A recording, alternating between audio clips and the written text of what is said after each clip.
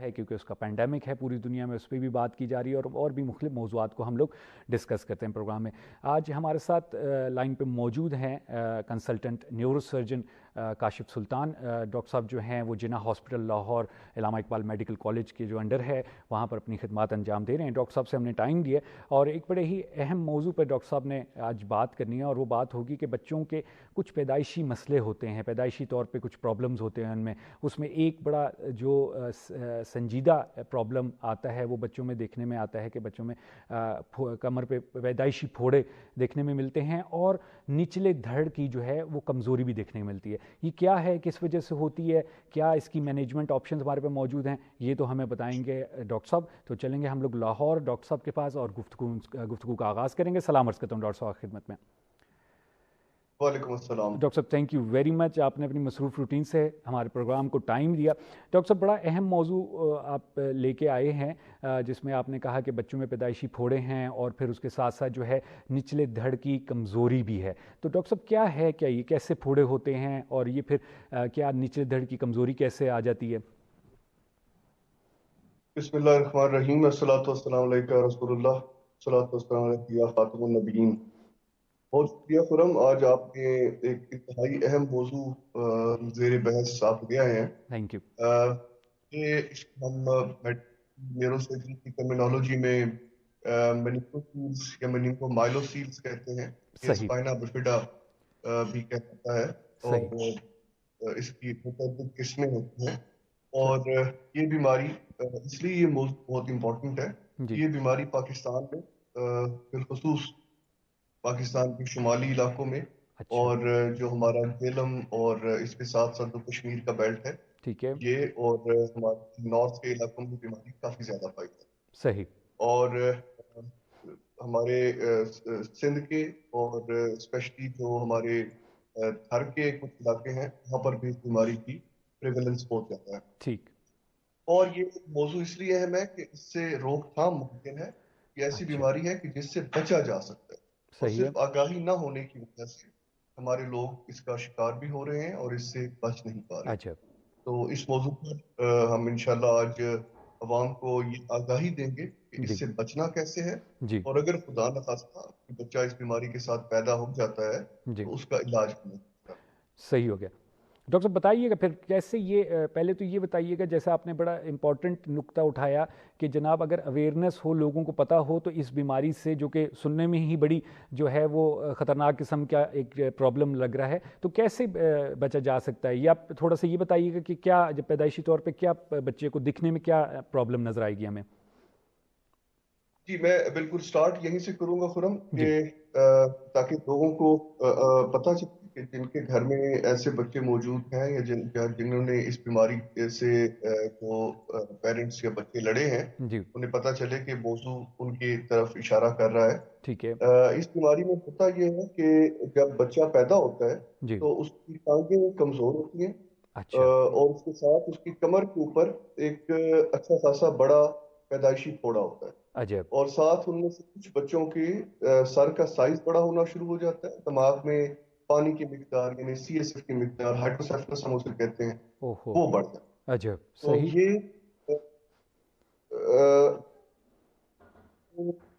Nationally accepted لٹریچرز ہیں اچھا ان کی روح سے اس بیماری کی سب سے بڑی وجہ جی پریگنینسی کے دوران ماؤں میں فولک ایسڈ کی کمی. عجب. تو جو خواتین پریگنینسی کے دوران فولک ایسڈ کا استعمال نہیں کرتی ان کے بچوں میں مینگو مائلوسیل کے ساتھ پیدا ہونے کے چانسز یعنی اس پیدائشی کمر کے پھوڑے کے ساتھ پیدا ہونے کے چانسز کافی زیادہ بڑھ جاتے ہیں. صحیح ہے. اور اگر ہم فولک ایسڈ کی مقدار اور اس کا مسلسل استعمال تھرو آؤٹ دا پریگنینسی اگر ہم اس کو پوری طرح سے توجہ دیں اور لازمی خواتین لیں تو اس کے امکانات کم ہو جائیں. اچھا ڈاکٹر نہ صاحب صرف یہ وہ خواتین جو پریگننٹ ہیں جی وہ فولک ایسڈ لیں بلکہ جو خواتین شادی شدہ ہیں جی اور بچہ پلان کر رہی ہیں جی پریگنینسی سے پہلے بھی انہیں چاہیے کہ لو ڈوز میں فولک ایسڈ آتی رہیں صحیح تاکہ ان کے بلڈ میں فولک ایسڈ کی مقدار اچھی رہے صحیح. اور ان کے ڈاکٹر صاحب یہ بچوں میں معذرت کے یہ ساتھ مسئلہ پیدا ہونے کے امکانات کم ہو جائے. ڈاکٹر صاحب معذرت کے ساتھ یہ بتائیے گا کہ یہ تو بڑی ایک میرے لیے بڑی شاکنگ سی بات تھی کہ آپ کہہ رہے ہیں کہ جی فولک ایسڈ کی کمی، کیونکہ فولک ایسڈ یا یہ آئرن کی گولیاں جو ہیں یہ تو بڑی سستی، اور ہمیں جو ہم شہروں میں بڑے بیٹھے ہوئے ہیں وہاں پر تو ہمیں ایسا احساس ہوتا ہے کہ یہ تو ایک بڑی کامن سی چیز ہو گئی ہے کہ سب کو ایکسیس بھی ہے اور سب کو پتہ بھی ہے کہ جی فولک ایسڈ یا آئرن لینا ہوتا ہے پریگننسی کے دوران یا پریگننسی پہلے. تو کیا ابھی بھی ہمارے ہاں لوگ ایسے ہیں جن کو یہ چیزیں مہیا نہیں ہیں یا ان کو علم نہیں ہے ان کے بارے میں؟ جی بالکل، آپ نے بہت اچھا کوشچن کیا ہے. ایکچولی یہاں پہ دو مسائل ہیں. جی. پہلا ایشو تو یہ ہے کہ ہمارے ہاں ابھی بھی ہمارے ڈاکٹر ان کو فولک ایسڈ کی کتنی مقدار پریگنینسی میں دینی چاہیے اس کا پوری طرح سے آئیڈیا نہیں.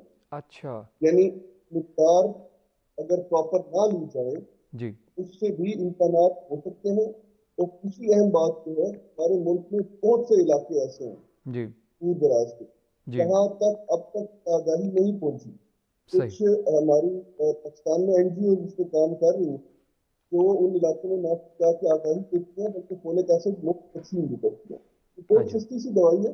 میرا خیال ہے کہ اگر آگاہی مکمل طور پہ ہر جگہ پہ مل جائے تو میرا نہیں خیال کہ کوئی پرابلم ہو.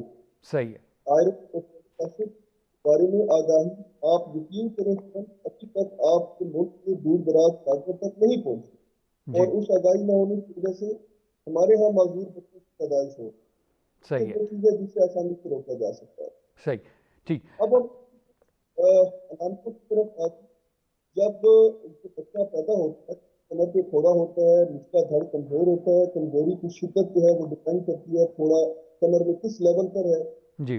اور جب وہ پیدا ہوتا ہے اس کی پوری بات ہمیں اس کا آپریشن کر کے اس پھوڑے کو وہاں سے ختم کرنا چاہیے.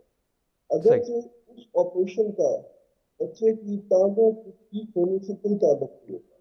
وہ آپریشن صرف اس لیے کیا جاتا ہے کہ ایک تو اس پھوڑے سے نجات ملتا ہے، اس کا اس پھوڑے کی وجہ سے وہاں سے دماغ کا پانی یعنی سی ایس ایف لیکیج شروع ہو جاتی ہے. اور جب دماغ کا پانی وہاں سے نکلتا ہے اس کا مطلب یہ ہے کہ دماغ کا ایک ڈائریکٹ کانٹیکٹ باہر انوائرمنٹ کے ساتھ ہوتا ہے. ٹھیک ہے. اور ان بچوں میں گردن توڑ بخار پوری طور پر شروع ہو جاتے ہیں جن سے بچاؤ کے لیے آپریشن کیا کرتا ہے تاکہ اس پھوڑے کو نکال کے وہاں سے جلد کلوز کر دیا جائے. اچھا. اور اس کے بعد جو ٹانگوں کے معاملات ہیں یا اس بیماری میں ٹانگوں کے ساتھ ساتھ چھوٹے پیشاب یا پخانے کے اسپیکرز بھی کمزور ہو جاتے ہیں جس سے بچے کا پیشاب پر کنٹرول نہیں ہوتا ہے. صحیح. تو ان چیزوں کو ٹانگوں کے لیے فزیو تھراپی سے مسلسل فزیوتھراپی آئی جاتی ہے، کچھ بریسز لگائی جاتی ہیں جس سے ٹانگوں میں کچھ امپروومنٹ کا امکان ہو جاتا ہے لیکن مکمل امپروومنٹ نہیں ہو سکتی. صحیح ہے. اس لیے ہمارے پاس اس بیماری سے بچنے کا واحد علاج جو ہے پریونشن ہے تاکہ اس بیماری سے بچا جا سکے. ٹھیک ہے. اس کا تیسرا اہم اسپیکٹ ہے وہ ہے ارلی ڈائگنوسس. جی ڈاکٹر صاحب عرض کیجیے گا کہ کیسے مینجمنٹ اس کی کیسے ممکن ہے؟ ٹائم مختصر ہے ہمارے پاس، کیسے آپ لوگ اس کو ٹریٹ کرتے ہیں اور کیسے مینیج کرتے ہیں پھر؟ جی میں اسی طرف ہی آ رہا ہوں. سب سے پہلے تو اس کی ڈائگنوسس کا لازماً سن لیں، سب کو بتا دیں، یہ بہت امپورٹنٹ ہے کہ پریگنینسی کے پہلے مہینے الفا فیٹو پروٹین کرائیں، دوسرے تیسرے مہینے الٹرا ساؤنڈز کرائیں. اگر پتہ چل جائے پہلے مہینے ہی تو اس بچے کے بارے میں کچھ پلان کیا جائے کہ اس کو کنٹینیو کرنا ہے، کس طرح رکھنا ہے، کیونکہ ظاہر ہے آپ کو فرسٹ منتھ میں یہ ڈیسیجن لینا ہوگا پہلے دوسرے مہینے میں. اور اگر وہ تیسرے مہینے سے اوپر چلا جاتا ہے تو ظاہر ہے اس کی ٹرمینیشن بھی ممکن نہیں ہے. بالکل. اس میں پھر دو طریقے ہوتے ہیں علاج کے. ہمارے ہاں اب تک صرف بچے کی پیدائش کے بعد کا علاج ممکن ہے. ٹھیک ہے. جبکہ اس وقت ویسٹ میں مومس ٹرائل ایک ہوا تھا امریکہ میں. جی. میرے ساتھ وہ کانٹیکٹ میں ہے، میری ان سے ملاقات بھی ہو چکی ہے جنہوں نے یہ ٹرائل کیا ہے. اور اس میں یہ ہے کہ ماں کے پیٹ کے اندر اس بچے کا آپریشن کر دیا جاتا ہے اور اس بفڈ ایریا کو، اس بننگو سیل کو کلوز کر دیا جاتا ہے. اس کا فائدہ یہ ہوتا ہے کہ وہ تھرو آؤٹ ڈیورنگ پریگنینسی اس کی حرام مغز کا تعلق ٹوٹلی کلوز ہو جاتا ہے باہر کی انوائرمنٹ سے یعنی ماں کے پیٹ سے، اور اس سے اس کے فردر ٹانگوں کے کمزور ہونے کا چانسز بہت کم ہو جاتے ہیں. یعنی بچے کی پیدائش سے پہلے اگر اسے کلوز کر لیا جائے تو آؤٹ کم بہتر ہوتا ہے، جو فی الحال یہاں پہ ممکن نہیں ہے، لیکن انشاءاللہ ہم جلد وہ لے آئیں گے یہ فیسلٹی امریکہ سے انشاءاللہ بالکل۔ اس کے بعد دوسری جو چیز ہے وہ یہ ہے کہ بچے کی پیدائش کے بعد اس کی مینجمنٹ، پیدائش کے بعد کی مینجمنٹ میں نے آپ کو بتایا دو چیزیں ہیں، ایک تو کمر کے پھوڑے کو کلوز کرنا ہے، وہاں سے نکالنا ہے اور سکن کو کلوز کرنا ہے، دوسرا اس کے دماغ کے MRIs کروانے ہیں، دیکھنا ہے کہ اگر دماغ میں پریشر بڑھ رہا ہے تو ان بچوں میں کئی دفعہ ہمیں دماغ کے اندر شنٹ ڈالنا پڑ جاتا ہے تاکہ دماغ کا پانی جو ہے اسے پیٹ کے اندر ڈائیورٹ کیا جائے اور دماغ کا پریشر کم ہو، اور اس سے بچے کا سروائول بھی بہتر ہوتا ہے اور دماغ کی ڈیولپمنٹ بھی بہتر ہوتی ہے۔ ٹھیک ہے، صحیح۔ اور تیسری چیز جو ہے وہ ری ایبلیٹیشن ہے، فزیوتھراپیز ہیں، وہ ظاہر کرنی پڑتی ہے، تو ظاہر ہے اب دماغ کے آپریشن، کمر کی موڑوں کا آپریشن، ساتھ لمبی ری ایبلیٹیشن، یہ بہت مشکل علاج ہے، اس لیے میری ریکمنڈیشن یہ ہے کہ اس کے سے بچنے کی کوشش کریں، فولک ایسڈ کا استعمال رکھیں، اپنی گائنیکولوجسٹ سے مسلسل رابطے میں رہا کریں جو خواتین بھی پریگننٹ ہیں، اور احتیاط کریں، اور جن میں فیملی ہسٹری ہے وہ لازماً پہلے اور دوسرے مہینے میں سیرم ٹیسٹ بھی کروائیں الفا فیٹو پروٹین کا، اور اپنے الٹرا ساؤنڈ بھی کروائیں۔ ٹھیک ہو گیا، صحیح۔ اچھا ڈاکٹر صاحب دوائیوں کے ذریعے بھی کوئی ٹریٹمنٹ اس کا موجود ہے؟ جی آبویسلی بالکل نہیں ہے، کیونکہ یہ کمر کا ایک پھوڑا ہے اور پھوڑے کا علاج آپریشن ہی ہوتا ہے۔ ٹھیک ہے، سکتے ہیں، البتہ جب تک دماغ کے پریشر کے لیے ہم شنٹ نہیں ڈال دیتے تب تک ہم کچھ مریضوں میں دماغ کا پانی کم کرنے کے لیے ایک دوائی ہوتی ہے ایسٹیزولامائڈ، وہ دیتے ہیں، AZM دیتے ہیں، ادروائز اس کا کوئی مکمل علاج نہیں۔ اور ڈاکٹر صاحب کمپلیٹلی آپ لوگوں کے جو جیسے آپ نے کہا کہ پیدائش کے بعد جو ٹریٹمنٹ آپ لوگ کرتے ہیں اس میں پھر کمپلیٹلی بچے صحت یاب ہو جاتے ہیں یا پھر کوئی مسئلہ پوری زندگی ان کے ساتھ رہتا ہے؟ دیکھیے ڈیپینڈ کرتا ہے، عام طور پہ اکثر بچوں میں مسئلہ کچھ نہ کچھ تو رہ جاتا ہے، صحیح، جن میں تھوڑے ایریاز میں ہیں یا ان کے اندر حرام مغز شامل نہیں ہے، صرف اعصاب ان پھوڑوں کے اندر ہیں، ان بچوں میں ٹانگوں کی فزیوتھراپی اور ریہیبلیٹیشن سے کچھ بہتر ہو جاتی ہے، وہ چلنے پھرنے کے قابل ہو جاتے ہیں، ٹھیک ہے، ظاہر ہے ان میں لمپنگ مکمل طور پہ مضبوط طاقت کے ساتھ نہیں کھڑے ہو سکتے، سنکر یعنی پیشاب پکانے کے مسائل بھی کم دنوں میں، اگر وہ تھوڑا اوپر ہو، حرام مغز شامل ہو، پیچیدگیاں ہو جائیں تو عام طور پہ یہ دیکھا گیا ہے کہ یہ بچے مکمل طور پر کبھی بھی صحت یاب نہیں ہو۔ صحیح۔ اچھا ڈاکٹر صاحب یہ جو ٹریٹمنٹ آپ نے بتایا ایک پورا پلان سا لگ رہا ہے، ٹریٹمنٹ پلان ہے، آپریشنز بھی ہیں اس میں اور بھی بہت سی چیزیں، تو کیا یہ پاکستان میں ہر جگہ پر ہر میجر ہاسپٹل میں ہو رہا ہے یہ ٹریٹمنٹ، اور جنرل سرجن بھی کرتا ہے یا صرف نیورو سرجنز کرتے ہیں؟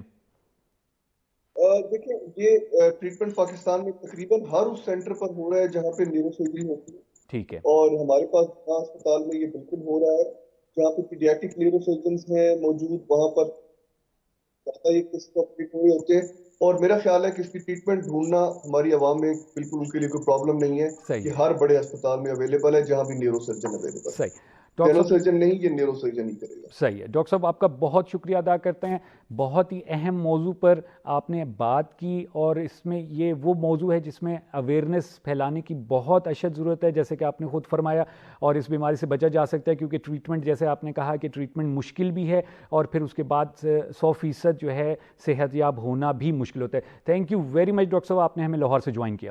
جی ناظرین، آپ لوگوں کو گفتگو سنی کنسلٹنٹ نیورو سرجن کاشف سلطان کی، ڈاکٹر صاحب جو ہیں وہ جناح ہاسپٹل لاہور میں اپنی خدمات انجام دے رہے ہیں۔ ڈاکٹر صاحب نے ہمیں جوائن کیا پروگرام میں، اور ڈاکٹر صاحب نے بتایا کہ بچوں میں پیدائشی طور پہ جو کمر پہ پھوڑا نکل آتا ہے، ایک آؤٹ گروتھ ہو جاتی ہے، اور اس کے ساتھ ساتھ پھر جو ہے ٹانگوں کی نچلے دھڑ کی کمزوری